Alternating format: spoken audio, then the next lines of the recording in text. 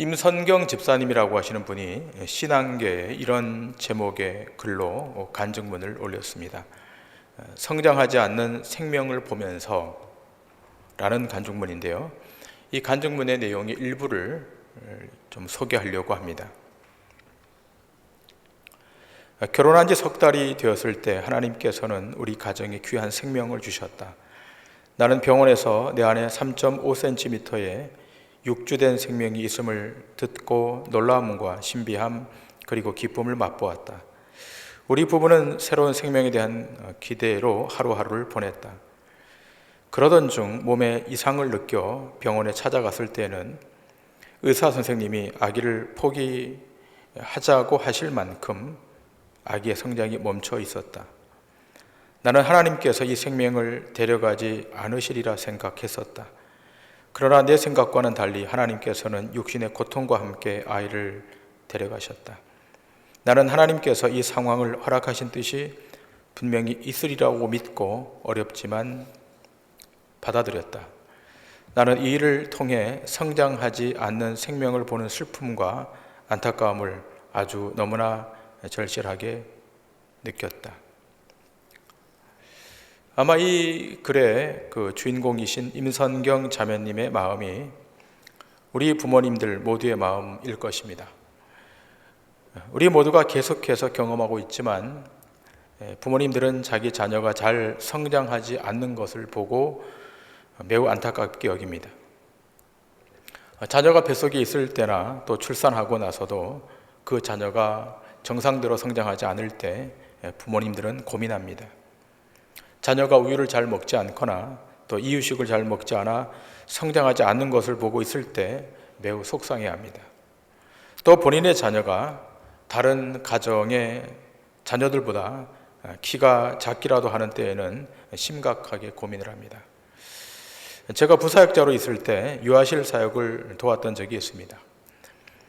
그런데 그 유아실에서 엄마들끼리 서로 하는 이야기의 주제가 무엇인가 하면 이제 갓 돌 지난 아이들, 이제 몇 개월 되지 않은 아이들이 어떻게 성장하느냐 하는 것이 그 주제였습니다.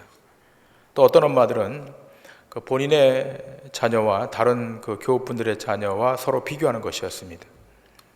아기 엄마들이 교회에 오면 비슷한 시기에 출생한 다른 가정의 자녀 옆에 슬그머니 데려다 놓습니다. 그리고 그 가정의 아이와 키를 비교하고 또 체중을 비교하는 겁니다. 그러다가 본인의 자녀가 다른 아이보다 키가 작든지 또 몸이 훌쩍하게 보이면 또 실망하는 모습도 간간히 관찰할 수 있었습니다. 그런데 문제는 그 한 번으로 끝내지 않고 다음 주에 와서 똑같이 반복하며 또 비교하는 것입니다. 엄마는 일주일 동안 본인의 자녀가 얼마나 더 컸는지 궁금해했던 것 같습니다. 이러한 엄마들의 모습을 보고 부모님들은 한결같이 자녀들의 성장을 원한다고 하는 것이었습니다. 저는 엄마들의 이러한 태도를 비난하거나 잘못되었다고 생각하지 않습니다. 이러한 엄마들의 행동은 지극히 정상적인 것입니다. 성장하지 않는 아이를 보면서 고민하지 않을 부모가 어디 있겠습니까? 임선경 자매님은 성장하지 않는 자신의 자녀를 보면서 가슴을 졸였고 또 그리고 새롭게 중요한 한 가지 사실을 깨달았다고 했습니다. 그러면서 그 자매님이 계속해서 이렇게 글을 이어갑니다. 성장하지 않는 아이를 보면서 얼마나 가슴 조였는지 모른다. 그러면서 그 성장하지 않는 아이가 바로 나였음을 발견하게 되었다. 성장이 멈춰진 내 아이처럼 나는 하나님 앞에서 성장이 멈춰져 있었고 또 비로소 나의 성장하지 않음으로 인해 가슴 조이시는 하나님의 마음을 이해하게 되었다. 그리고 나의 성장을 위해 얼마나 노력해야 하는지 알게 되었고 또 그런 나의 성장이 하나님을 기쁘시게 하는 것임 또한 알게 되었다. 여러분, 부모가 자녀의 성장을 기대하는 것처럼 주님도 우리의 믿음이 성장하길 원하십니다. 주님은 우리가 뒤로 물러가 퇴보하는 것을 결단코 원치 않으십니다. 주님은 우리의 믿음이 진보해가는 것, 성장해가는 것을 원하십니다. 그리고 우리가 그리스도의 장성한 분량에 이르기까지 성숙해 가는 것을 대단히 기뻐하십니다. 오늘 본문의 사도 바울도 빌립보 교회 성도들에게 이렇게 권면하고 있지 않습니까? 빌립보서 1장 25절입니다. 내가 살 것과 너희 믿음의 진보와 기쁨을 위하여 너희 무리와 함께 거할 이것을 확실히 아노니. 지금 바울 사도는 빌립보 감옥에 있습니다. 그럼에도 불구하고 기대하는 것이 있습니다. 감옥 밖에 있는 빌립보 교회 성도들의 신앙이 성장하고 성숙해 가는 것, 진보해 가는 것을 보고 싶어 했습니다. 여러분, 자녀가 건강하게 성장하는 것을 기대하는 부모처럼 이 바울은 빌립보 교회 성도들이 계속해서 지속적으로 믿음이 성장해 가길 기대했던 것입니다.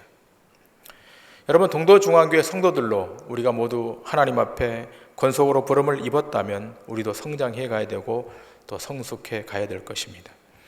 오늘 이 본문의 말씀을 통해서 어떻게 해야 성장해 가고 성숙해 갈 것인가, 어떻게 해야 믿음의 진보를 이룰 것인가를 세 가지 교훈을 통해서 생각하길 원합니다. 그 첫 번째는 그리스도인다운 삶을 살아가야 한다는 것입니다. 여러분, 오늘의 시대를 정체성의 부재의 시대, 다시 말하면 자기 상실의 시대라고 규정합니다. 자신이 학생인지 또 자신이 주부인지 자신이 직장인인지를 알지 못하는 사람이 많다는 것입니다.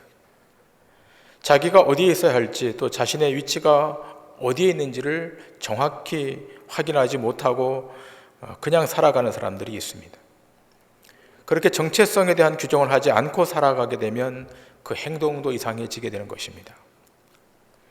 BC 356년부터 BC 323년까지 그리스, 페르시아, 인도에 이르는 대제국을 건설했던 마케도니아의 왕 알렉산더 대왕이라고 하는 분이 있습니다. 여러분 한 번쯤은 다 들어보셨을 것입니다.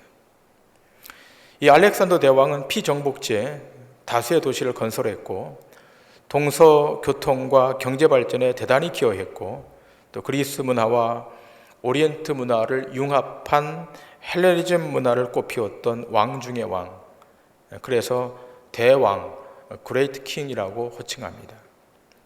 그런데 이 알렉산더 대왕이 통치할 때 자기 밑에는 자신의 이름과 동일한 이름을 가진 알렉산더라는 병사가 있었답니다. 그러나 그 병사는 자신의 이름에 걸맞지 않게 방탕하고 타락한 생활을 하고 있었습니다. 그리고 이 소문이 알렉산더 대왕에게까지 들려진 것입니다. 하루는 황제가 알렉산더 병사가 있는 천막을 찾아갑니다. 황제는 이 알렉산더 병사에게 묻습니다. 자네 이름이 알렉산더인가? 그러자 이 병사가 네라고 답변을 합니다. 황제는 이 알렉산더 병사에게 이렇게 명령했다 그럽니다. 황제, 내가 자네에게 명령하네. 자네 이름을 바꾸든지 아니면 자네 생활 태도를 바꾸든지. 그 이후로 이 병사는 자기 생활의 태도를 완전히 바꿨다는 것입니다. 여러분, 자기 정체성, 아이덴티티를 규정하고 살아가는 것은 대단히 중요한 것입니다. 여러분, 우리가 신자로 그리스도인으로 하나님 앞에 부름을 입었다면 그리스도인으로의 정체성을 규정받아야 됩니다. 이 정체성에 대한 해답을 가지고 살아갈 때만 거룩한 영향력을 나타낼 수가 있는 것입니다. 오늘 바울 사도는 본문 27절 전반부에서 이렇게 우리에게 권면하고 있지 않습니까? 본문 27절 전반부입니다. 오직 너희는 그리스도의 복음에 합당하게 생활하라. 너희가 그리스도의 복음을 받았다면 그 복음에 합당하게 생활할 것을 명령하고 있습니다. 여기 생활하라라고 하는 말, 이 헬라어는 폴리튜 에스테라고 하는 말입니다. 다시 말하면 시민답게 살라고 하는 것입니다. 다시 말하면 하늘나라의 시민답게 생활하라라고 하는 뜻입니다. 여러분, 믿음의 진보는 교회를 오래 다녔다고 저절로 생기는 것이 아닙니다. 교회를 10년 다니고 20년 다녔다고 그 믿음의 진보가 자동으로 내 안에 발생하는 것이 아닙니다. 믿음의 진보는 말씀에 반응해야 되는 것이고 그 말씀을 묵상해야 되는 것이고 말씀대로 살아가려고 하는 치열한 신앙에 열심히 있어야 되는 것입니다. 믿음이 진보한다는 것은 그리스도인으로서의 자기 신분이 무엇인지를 명확히 규정받는 데서부터 출발합니다.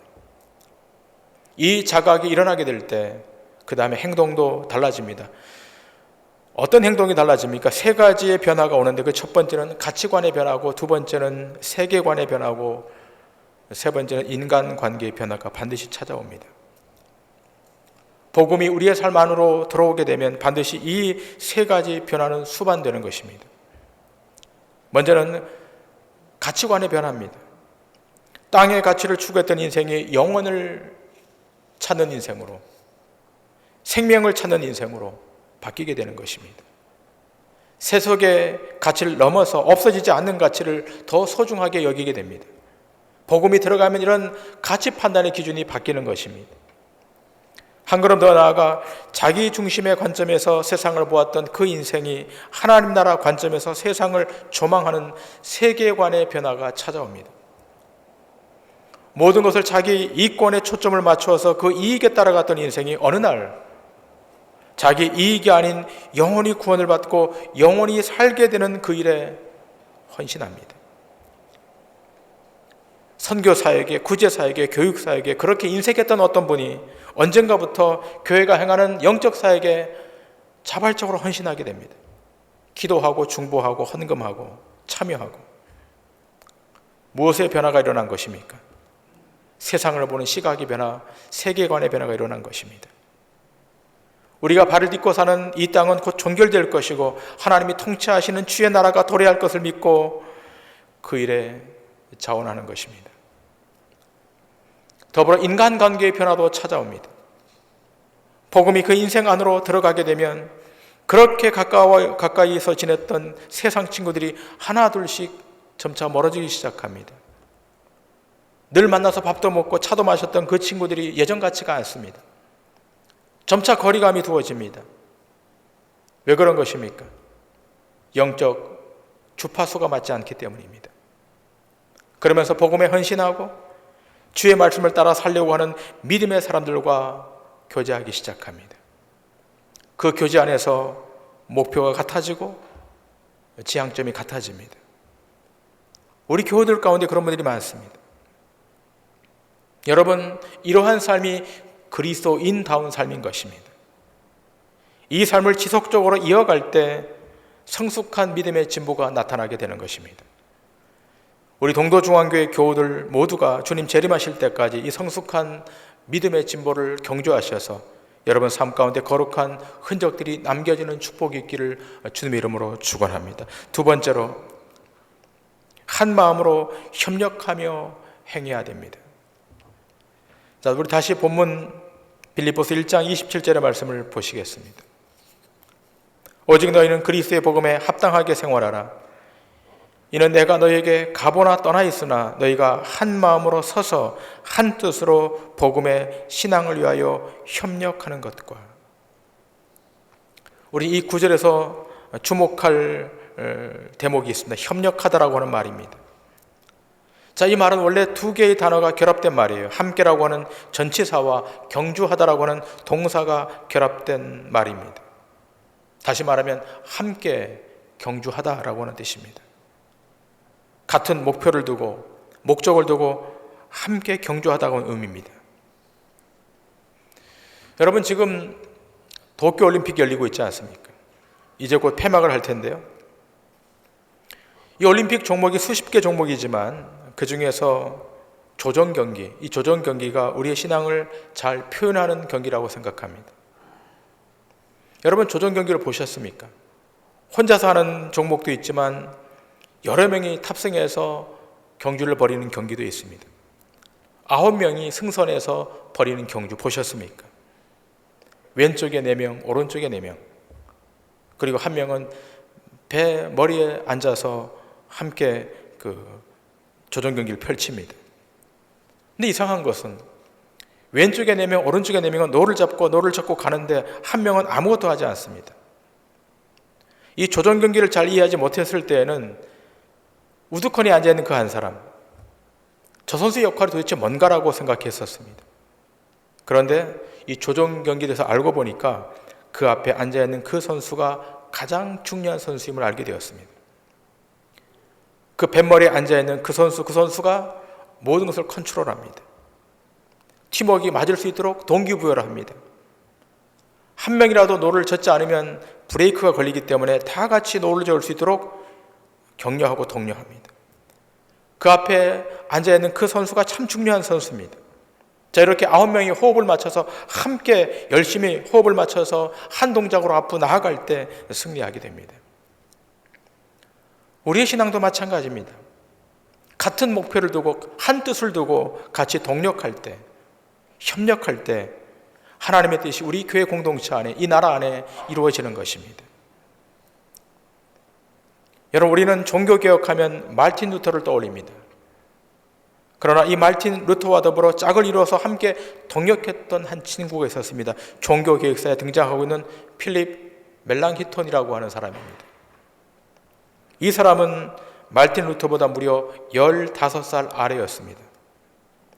그러나 굉장히 가깝게 지냈고 친구로 지내게 되었습니다. 얼마나 친했는가 하면 이 사람들이 나중에 죽을 때 그런 유언을 했답니다. 비텐베르그 성당 옆에 있는 그 무덤에 자신들을 묻어달라고. 그 유언에 따라서 두 사람이 동일한 무덤에 묻혔습니다. 마르틴 루터가 개혁의 행동주의자였다면 이 필립 멜랑히톤은 이론적인 학자였습니다. 우리가 잘 알지 못하는 내용이지만 사실 루터는 종교개혁을 하면서 대단히 많이 실망을 했습니다. 또 좌절하기도 많이 했습니다. 때로는 포기하고 싶었을 때도 있었습니다. 그때마다 자기의 어린 후배이자 친구였던 이 멜랑히톤이 늘 루터 곁에서 이렇게 말했다고 합니다. 당신이 성경에서 발견한 진리가 진리라고 확신한다면 그 진리는 반드시 이길 것임을 믿어야 하네. 그러면서 로마서 8장 31절의 말씀을 늘 옆에서 들려줬다고 합니다. 그런즉 이 일에 대하여 우리가 무슨 말을 하리요? 만일 하나님이 우리를 위하시면 누가 우리를 대적하리요?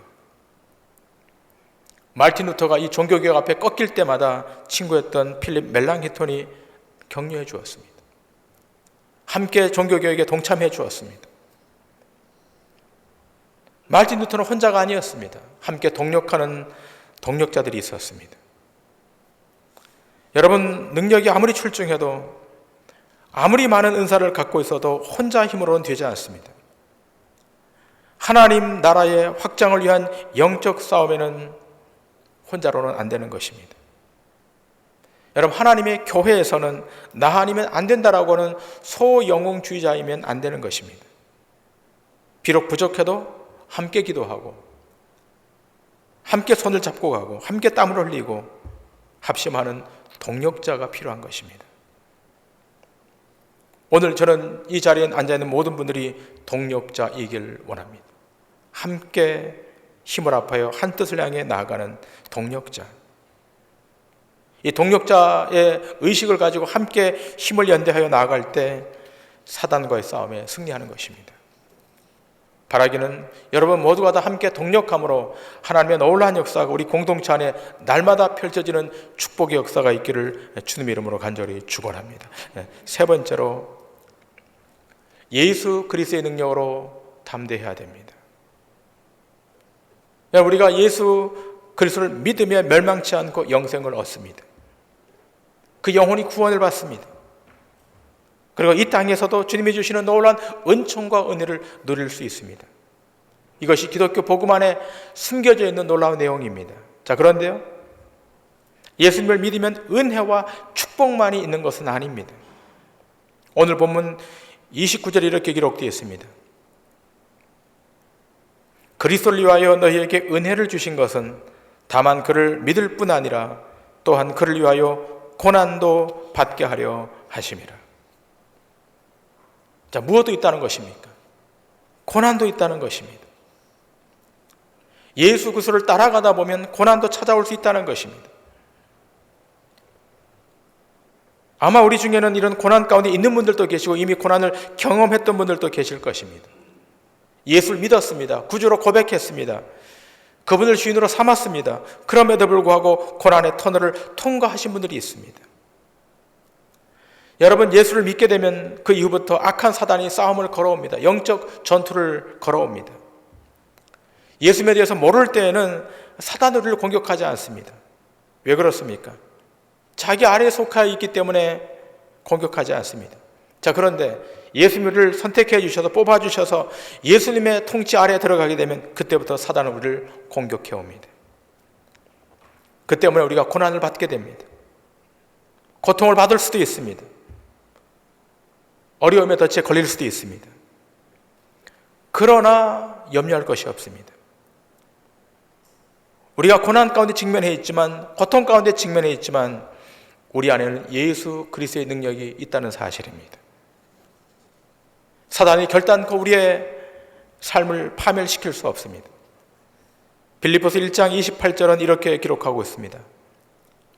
무슨 일에든지 대적하는 자들 때문에 두려워하지 아니하는 이 일을 듣고자 함이라. 이것이 그들에게는 멸망의 증거요 너에게는 구원의 증거니 이는 하나님께로부터 난 것이라. 하나님이 선택한 하나님의 백성에게는 구원의 증거가 있다는 것입니다. 어떠한 고난의 형국에서도, 어떠한 시험의 형국에서도 거기서 구원받는 증거가 우리 인생 가운데 놓여 있다는 것입니다. 바울은 고린도 교회 성도들에게 이렇게 증거합니다. 고린도전서 1장 17절 18절입니다. 그리스도께서 나를 보내심은 침례를 베풀게 하려 하심이 아니요 오직 복음을 전하게 하려 하심이로되 말의 지혜로 하지 아니함은 그리스도의 십자가가 헛되지 않게 하려 함이라. 십자가의 도가 멸망하는 자들에게는 미련한 것이요 구원을 받는 우리에게는 하나님의 능력이라. 십자가가 하나님의 능력이라는 것입니다. 멸망하는 자들에게는 십자가가 아무것도 아닌 것이지만 구원을 받은 하나님의 백성에게는 십자가가 하나님의 능력이라는 것입니다. 하나님의 능력, 그 하나님의 능력이 우리의 전신을 휘어 감고 있는 것입니다. 하나님의 능력을 가지고 있는 모든 신자 앞에 사단은 결국은 굴복할 수밖에 없는 것입니다. 사단이 잠시 우리에게 고난을 가할 수 있습니다. 고통을 가할 수 있습니다. 그러나 끝에 가보면 종국에는 패하고 우리 앞에 무릎을 꿇게 되는 것입니다. 히브리서 11장을 보시면 믿음의 선진들이 등장합니다. 많은 믿음의 선배들이 히브리서 11장 안에 기록되어 있습니다. 자, 그런데 그들이 승리한 믿음의 선진들로 기록된 것은 고난을 받지 않았기 때문이 아닌 것입니다. 말할 수 없는 고난을 받고 고통 가운데 직면했던 자들입니다. 그럼에도 불구하고 그들은 그 고난을 극복하고 믿음의 자리에 선 것입니다. 어떻게 선 것입니까? 하나님의 능력으로. 하나님이 주시는 놀라운 그 능력을 덧입고 사단과의 싸움에서 승리했던 것입니다. 자, 그래서 히브리서 기자는 이렇게 말합니다. 히브리서 11장 38절에 이렇게 말하고 있습니다. 이런 사람은 세상이 감당하지 못하느니라. 그들이 광야와 산과 동굴과 토굴에 유리하였느니라. 자, 이런 믿음의 선배들이 광야와 산과 동굴과 토굴에 유리했던 그런 자였지만 그럼에도 불구하고 세상이 이런 사람들을 감당하지 못했다는 것입니다. 무엇 때문입니까? 하나님의 능력으로 덧입혀졌기 때문에, 하나님의 능력으로 무장했기 때문에. 여러분의 삶이 고통스럽습니까? 어렵습니까? 환경 앞에 짓눌리고 있습니까? 예수 그리스도의 능력으로 덧입혀지시길 바랍니다. 그 능력으로 덧입혀지셔야 돼요. 1700년대 중반입니다. 서유럽 역사의 한 페이지에 나오는 일화입니다. 당시 프로이센 제국을 다스리고 있었던 프리드리 대왕이라고 하는 사람이 있습니다. 정치적으로 대단히 뛰어난 인물입니다. 자, 그런데 이 프리드리 대왕이 교회를 아주 우습게 여겼습니다. 그리고 예수 그리스도를 시간만 나면 조롱했습니다. 그런데 그의 휘하에는 충성스러운 신하 본진랜드라고 하는 장군이 있었습니다. 이 장군은 대단히 신실한 크리스찬이었습니다. 어떤 날이었습니다.